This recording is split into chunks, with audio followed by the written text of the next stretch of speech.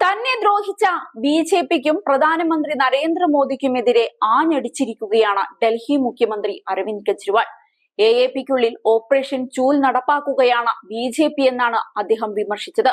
നേതാക്കളെ വ്യാപകമായി ജയിലിൽ അടയ്ക്കുകയാണ്. തെരഞ്ഞെടുപ്പിന് ശേഷം അവർ എ.പി.യുടെ അക്കൗണ്ട് മരവിപ്പിക്കുമെന്നും കെജ്രിവാൾ തുറന്നടിച്ചു. എ.പി. രാജ്യസഭാ എം.പി കൂടിയായ സ്വാതി മാലിവാളിന്റെ പരാതിയിൽ കഴിഞ്ഞ ദിവസം കെജ്രിവാളിന്റെ പി.എ. വൈഭവ് കുമാറിനെ ഡൽഹി പോലീസ് അറസ്റ്റ് ചെയ്തിരുന്നു. ഇതിൽ പ്രതിഷേധിച്ച് ബി.ജെ.പി ആസ്ഥാനത്തേക്ക് എ.പി ഇന്ന് നടത്തിയ മാർച്ചിലാണ് കെജ്രിവാളിന്റെ ഈ വിമർശനം. അതേസമയം തെരഞ്ഞെടുപ്പിന് ശേഷം അക്കൗണ്ടുകൾ മരവിപ്പിക്കുമെന്ന് കാണിച്ച് ഇ.ഡി കോടതിയെ അറിയിച്ചിട്ടുണ്ടെന്നും ഇപ്പോൾ അക്കൗണ്ട് മരവിപ്പിച്ചാൽ ഞങ്ങളോട് ജനങ്ങൾക്ക് സഹതാപം തോന്നിയേക്കുമെന്നാണ് അവർ പറയുന്നതെന്നും തെരഞ്ഞെടുപ്പിന് ശേഷം ഞങ്ങളുടെ ഓഫീസ് തന്നെ ഒഴിപ്പിച്ച് തെരുവിൽ ഇറക്കാനാണ് ശ്രമിക്കുന്നതെന്നും കെജ്രിവാൾ തുറന്നടിക്കുകയുണ്ടായി. അതിനിടെ ബി.ജെ.പി ഓഫീസിന് മുന്നിൽ പ്രതിഷേധിച്ച എ.പി പ്രവർത്തകരെ പോലീസ് അറസ്റ്റ് ചെയ്തു നീക്കി.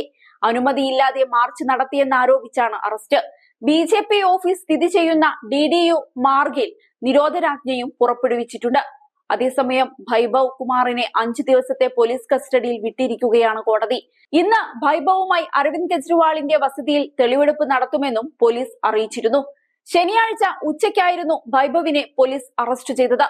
അരവിന്ദ് കെജ്രിവാളിന്റെ വസതിയിൽ വെച്ച് വൈഭവ് കുമാറിൽ നിന്ന് ക്രൂരമർദ്ദനം നേരിട്ടുവെന്ന സ്വാതി മലിവാളിന്റെ പരാതിയിലായിരുന്നു അറസ്റ്റ്. അതീവ ഗുരുതരമായ പരാമർശങ്ങളാണ് വൈഭവിനെതിരായ FIR-ലുള്ളത്.